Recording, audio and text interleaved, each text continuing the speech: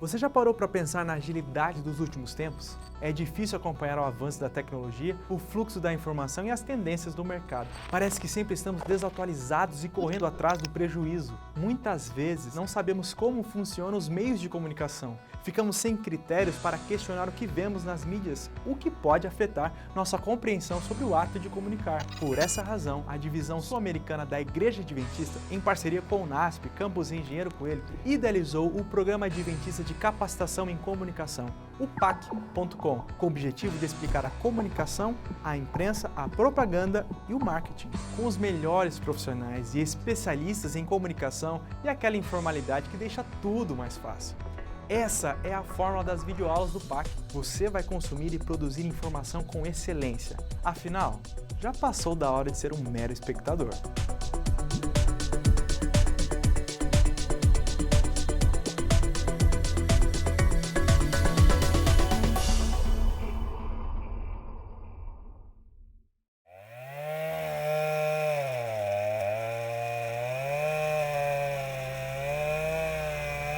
Na natureza, nada se cria, nada se perde, tudo se transforma.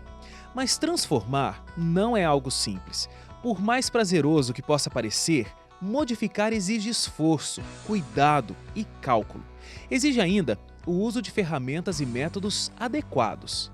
Há muitas maneiras de se contar uma verdade. Tantos meios, começos e fins possíveis, haja criatividade. No mundo do jornalismo, há diversas maneiras de se contar os fatos. A matéria-prima, a notícia, se converte em diferentes formas para se adequar a cada mídia e atingir seu público. A informação é a mesma, mas o modo de comunicar é totalmente diferente. É preciso ser versátil, estando preparado para utilizar todas as ferramentas possíveis, nos momentos certos. Afinal, não se pode criar o fato, mas inovar na maneira de contá-lo. E assim, nada se cria, nada se perde.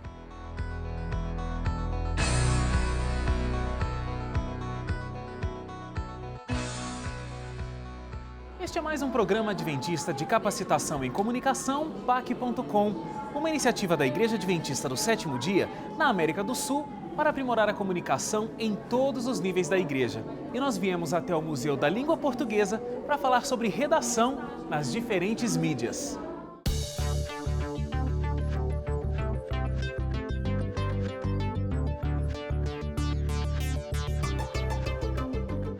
A evolução da tecnologia possibilitou que a sociedade tivesse inúmeras formas de buscar informações. Hoje, estando no carro, em casa, no trabalho ou até mesmo dentro do elevador, é possível ficar informado sobre os últimos acontecimentos do país e do mundo.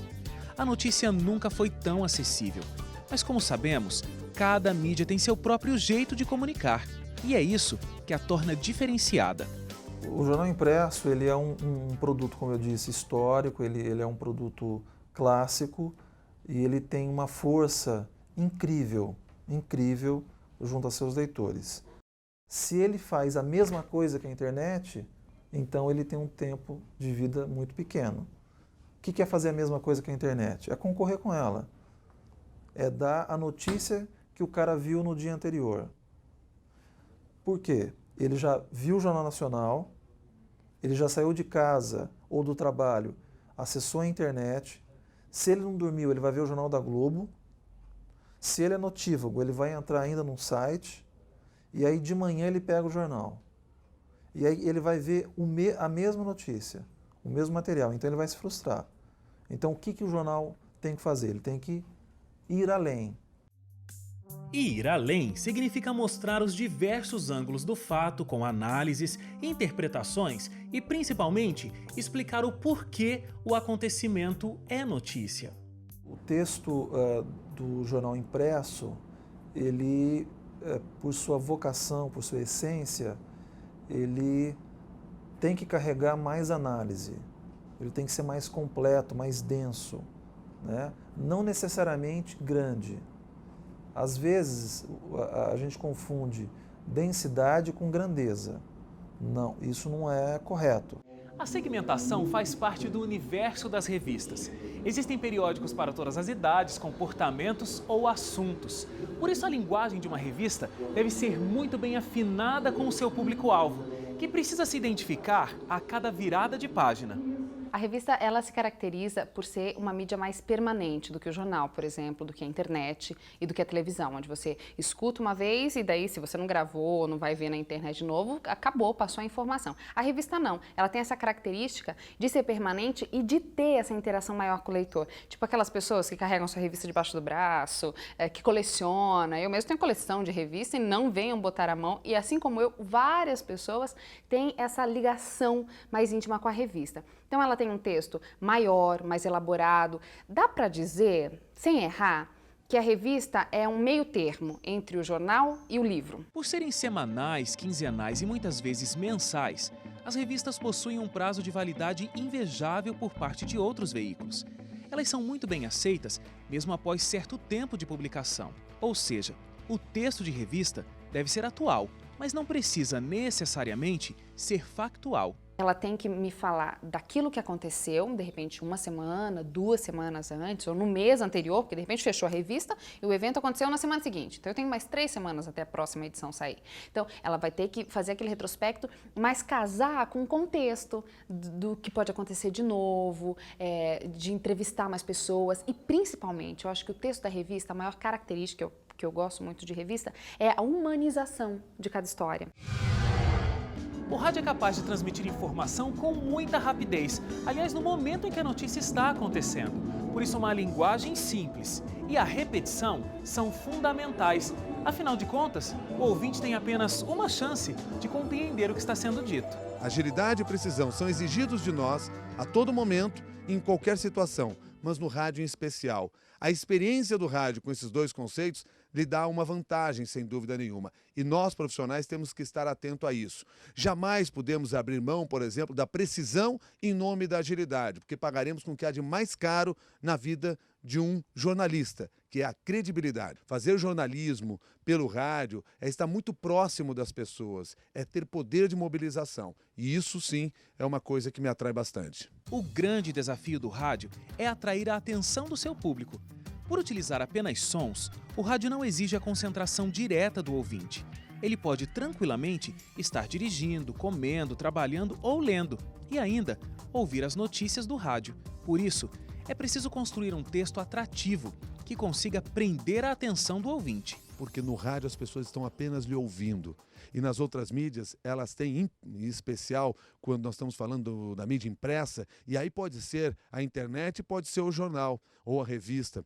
As pessoas têm a oportunidade de reler. No rádio, a pessoa não tem a chance de reouvir, entre aspas.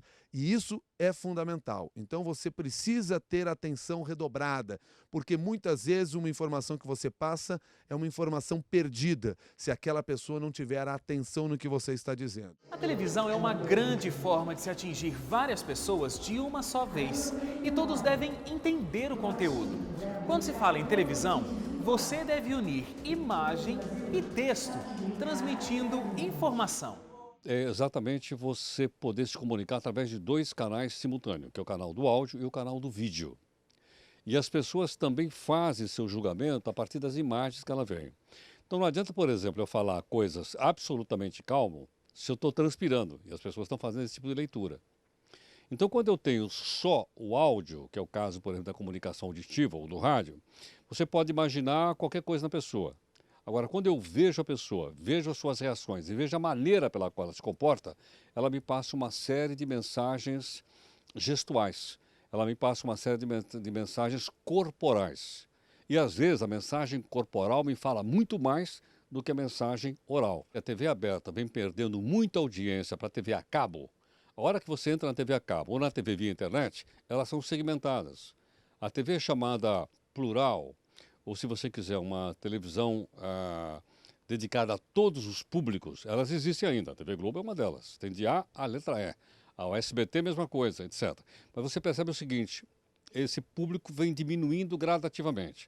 Se você pegar em outros países, como os Estados Unidos, a TV a cabo já tem muito mais audiência do que a TV aberta. A TV tem o poder de fascinar o telespectador. Mesmo do sofá de casa, ele pode se ver dentro da notícia, através das imagens. Por isso, o texto na televisão deve seduzir o público e estimular suas emoções, sem esquecer que as imagens devem contextualizar tudo o que o texto diz. Escrever bem pela televisão é o seguinte: eu tenho que escrever para atingir o meu público, para passar minha mensagem e entender que, apoiado na minha mensagem, vai o vídeo. Então, a minha escrita tem que ser muitas vezes em cima da imagem. Eu, muitas vezes, para escrever o off, eu tenho que olhar que imagens eu tenho. Porque eu não posso escrever coisas que não tem na imagem, depois eu não vou conseguir cobrir. Eu me lembro uma vez de ter morrido o Luiz Carlos Prestes, que você sabe quem é, um dos fundadores do Partido Comunista Brasileiro. Ele morreu. E eu fui para a Ilha de Edição para fazer uma reportagem que ia para o jornal das 11h30 da noite. E mais, aí eu escrevi o texto, porque eu gostava de história, gostava dele, escrevi um texto. Era uma matéria especial de 11 minutos, meu amigo, e para cobrir 11 minutos. Vocês dizem, mas a imagem do Prestes deve ter muita. Sim, tem. Mas a dificuldade de você coincidir aquilo que eu tinha escrito com aquilo que eu precisava mostrar era muito grande, quase que a matéria não foi para o ar. Ela foi a última matéria do telejornal daquela noite, porque o telejornal estava no ar e eu ainda estava editando a matéria na Ilha de Edição. O ambiente virtual transformou a notícia em algo interativo e personalizado. A internet desconstruiu a forma tradicional de ficar informado. Nessa mídia, uma notícia te dá acesso a uma série de conteúdos, produzidos por comunicadores profissionais ou pessoas comuns, como você. A internet ela tem a capacidade de reunir características dos outros meios de comunicação e isso torna a internet extremamente interessante, tanto para quem produz conteúdo, como para quem procura esse conteúdo. O que a gente chama hoje de hipermídia é justamente essa junção na internet. Existem outros termos também que descrevem isso, do conteúdo que é destinado ao rádio, do conteúdo que é destinado à televisão, do conteúdo que é destinado ao impresso, eles se reunindo na internet, encontra a possibilidade até de interagir com aquela notícia, complementar aquela notícia. E nós já percebemos, nós encontramos isso já há algum tempo nos principais sites de notícias, nos principais espaços de informação. Uma das características de quem acessa a internet é uma busca por informação rápida, informação precisa. Quem procura por uma informação mais detalhada, mais profunda, busca prioritariamente em outros meios, jornais, revistas, que podem explorar mais profundamente os conteúdos. E quem quer uma informação instantânea, rápida, para o momento, prefere a internet, até pela instantaneidade da internet, né? Na internet, a notícia não pode se limitar apenas ao texto. É preciso aproveitar a interatividade que o meio virtual oferece. Vídeo, áudio, foto, animação e infográfico estão entre as opções que complementam a narração da notícia na web. O uso desses recursos faz com que o público tenha diversas formas de leitura de um mesmo conteúdo. Quem produz conteúdo, quem produz informação para a internet, deve se lembrar que, como o usuário procura informação rápida, é importante que o material, que o conteúdo seja conciso, seja objetivo e seja preciso. Como pudemos observar até aqui, a notícia pode ser a mesma, mas a forma de reportar o fato é diferente nos diversos meios. Sendo assim, é muito importante para o comunicador ter a consciência das peculiaridades que vão determinar a melhor forma de atingir o seu público. Se eu escrevo para um jornal, eu estou abordando a notícia de ontem e de hoje. E talvez de amanhã, que vai a interferência nela no amanhã. Se eu estou falando de televisão e eu estou falando de um jornal vespertino, eu estou falando do que aconteceu hoje. Se eu estou lidando com revista, esse tempo, ele se quebra. Porque eu não faço revista todo dia, eu faço revista no máximo semanalmente. Né? E com a ampla maioria faz mensalmente. Então eu tenho que abordar o que aconteceu, o que pode acontecer, as possíveis interpretações disso. Então o texto da revista, ele além de ser mais elaborado, não chega a ser aquilo que a gente fala de jornalismo e literatura, não é isso, mas ele é mais profundo. Se você considerar outra mídia impressa ou rádio, né, eu volto a dizer o seguinte: o rádio eu só conto com o áudio. Então eu tenho que dar detalhes que eu não dou, por exemplo, na televisão. Se eu estou mostrando um jogador de futebol correndo no campo, eu não vou ficar repetindo que ele está correndo no campo, todo mundo está olhando. Né? Eu tenho que ter outras informações suplementares que deem mais informações. Eu estou olhando que ele está correndo no campo, mas eu em off estou dizendo, olha, esse jogador aí é um jogador fulano e tal, que jogou na Bahia, jogou no céu, e hoje joga no Corinthians. Entre a internet e os meios impressos tradicionais, a diferença do texto, as palavras que utiliza, a construção do texto não é tão diferente. A estrutura do texto é que é diferente. Por quê? Primeiro porque a gente não precisa dizer tudo em um único texto. O texto pode ser um pouco menor, com alguns poucos parágrafos, 4, 5 parágrafos. 100 palavras é uma das dicas que a gente encontra, sem número, né? O número de 100 palavras é um número ideal para o texto de internet. Mas a estrutura dele pode ser diferente, porque a gente não precisa contar toda a história necessariamente em um único momento, como no impresso, onde a gente precisa escrever, aquele material vai ser publicado, vai ser impresso, e só na próxima edição é que pode haver algum acréscimo, algum comentário, alguma alteração, alguma correção. O texto da internet ele permite essa correção, essa alteração, esse acréscimo constante, online. E isso é que gera o hipertexto, que é a continuidade daquela informação através de outros textos subsequentes que são gerados e que são acrescentados àquela informação original. Por quê? Como o usuário ele procura instantaneidade na internet, ele quer informação do momento, então é possível que com a informação básica que se tenha sobre um determinado assunto, a gente possa publicar ali. Cada vez mais o rádio trabalha com a imagem também. E trabalha com outras mídias, como, por exemplo, o Twitter, os blogs. E eles são ferramentas que apoiam o nosso trabalho aqui. Claro que se você falar mais especificamente desse veículo, é a voz, é o som que influencia a pessoa. E isso vai sempre exigir de nós uma atenção redobrada. As pesquisas deixam muito claro do poder de persuasão que tem, por exemplo, a imagem e o áudio casados. E isso é a televisão. A persuasão da imagem por si só e o quanto é difícil chegar às pessoas e ser lembrado por ela quando se fala apenas com um caminho que é o áudio. A adaptação de uma mesma notícia para mídias diferentes deve levar em consideração a característica do meio, a relevância do conteúdo e o público-alvo. Para mostrar isso de uma forma mais clara, a gente fez um pequeno exercício com todos os nossos convidados. Cada um recebeu informações sobre um grande acontecimento, a descoberta da cura do câncer.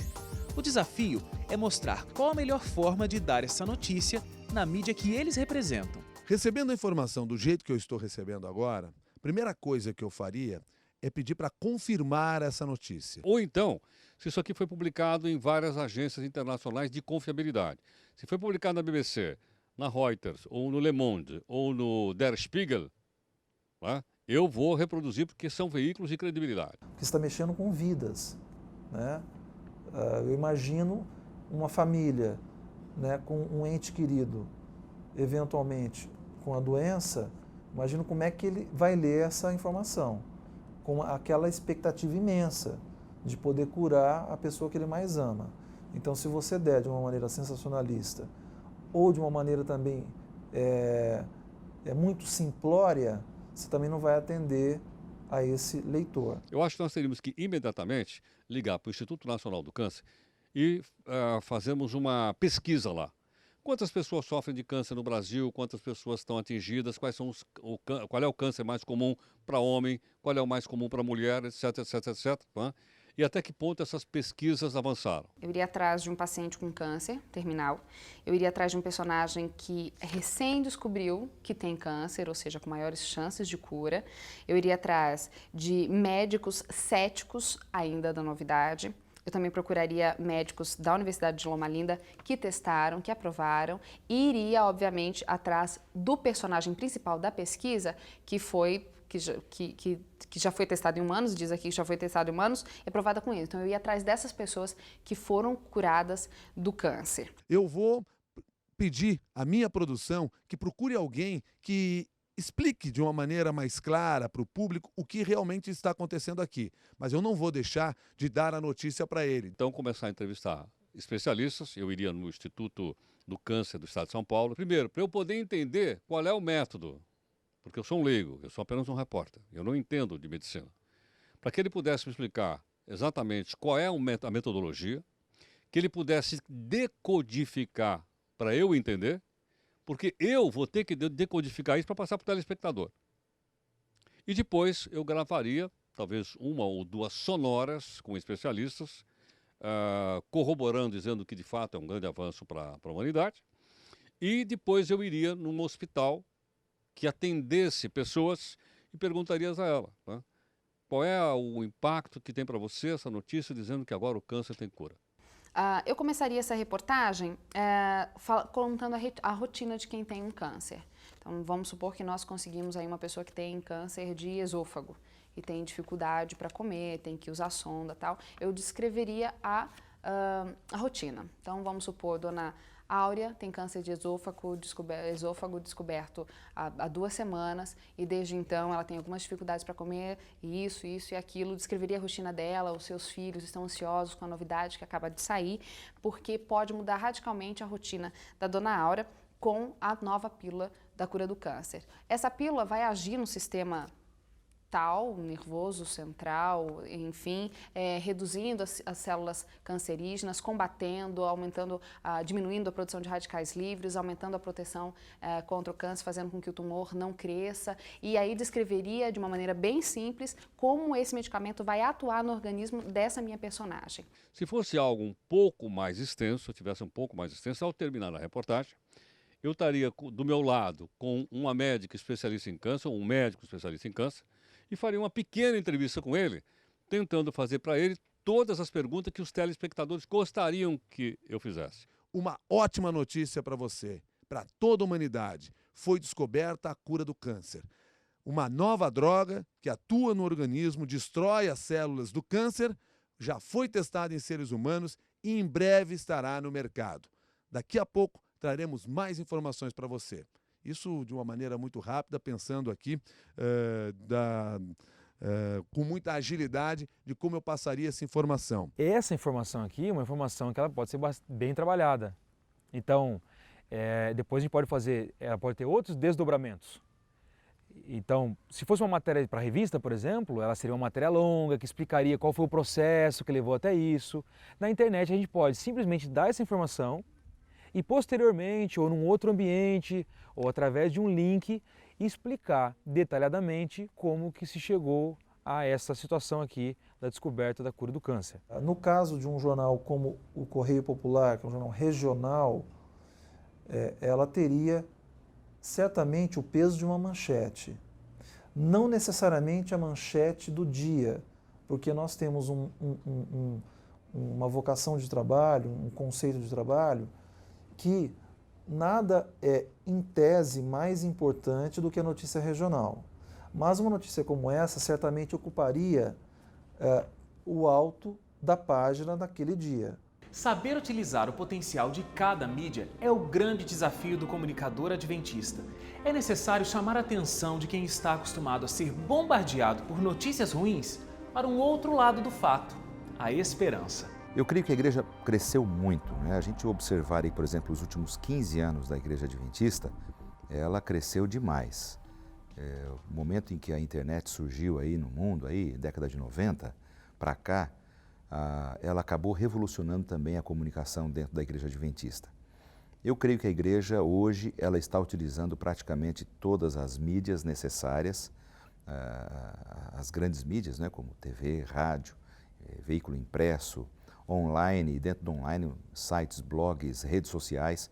Agora, por último, as redes sociais entrando com força também. E em todas elas, a mídia da igreja, a gente tem que focar a mensagem que nós temos. Se o site é meu, eu também tenho o dever como sacerdote de Cristo. Quando eu digo sacerdote, não é porque eu sou pastor, né? A palavra de Deus diz que nós somos sacerdócio santo, nação escolhida, somos eleitos por Deus. Então, mesmo num site particular, eu tenho que priorizar também os valores, a ética, para ficar coerente com aquilo que eu acredito. Quando tem uma notícia sobre uma tragédia, sobre um fato triste, alguma coisa que impactou negativamente as pessoas, eu tenho a possibilidade de, através do espaço de comentários, mostrar para quem está lendo ali que apesar daquilo que é retratado naquela matéria, existe esperança e essa esperança pode ser encontrada em Jesus Cristo e pode ser concretizada na breve volta de Jesus. Porque quem vai ler, eu tenho que ter sempre isso em mente, quem vai ler o que eu estou escrevendo, ele pode ser um candidato potencial para o céu. E é minha responsabilidade transmitir toda essa verdade da melhor maneira possível para ele. Nós, na verdade, seres humanos, somos a mídia de Deus nesse mundo. Eu sou a mídia de Deus. Vocês todos formam a mídia de Deus, todos nós, seres humanos. Então a gente fica assim, o dia que eu tiver internet eu vou fazer a vontade de Deus. O dia que eu tiver a oportunidade de ter uma câmera e um iMac ou um editor legal, eu vou cumprir a vontade de Deus. O dia que Deus me der uma câmera fotográfica, último modelo, eu vou... Tudo bem, essas coisas são instrumentos, são ferramentas. Mas verdadeiramente, nós somos a mídia de Deus. Uma pessoa, um ser humano, é um mundo. Se nós nos colocarmos nas mãos de Deus, Deus vai fazer grandes maravilhas. Então, o conselho que eu dou para quem é comunicador na igreja local, e às vezes essas pessoas trabalham sozinhas, isoladas, sem muito estímulo, sem verba, fazendo às vezes do próprio bolso, são heróis, são heróis. O conselho que eu dou é, façam tudo o que puderem, permitam que Deus use a todos vocês, porque nós somos a mídia de Deus.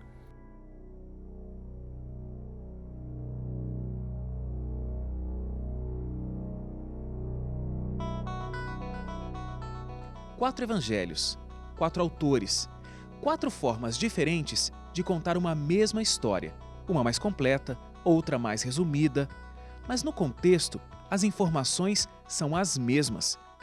Vivendo em épocas diferentes, mas como se estivessem juntos, os 4, com suas características e linguagens próprias, apresentam de diferentes formas a mesma mensagem, a maior e melhor boa notícia que alguém poderia dar. Um Salvador está prestes a vir.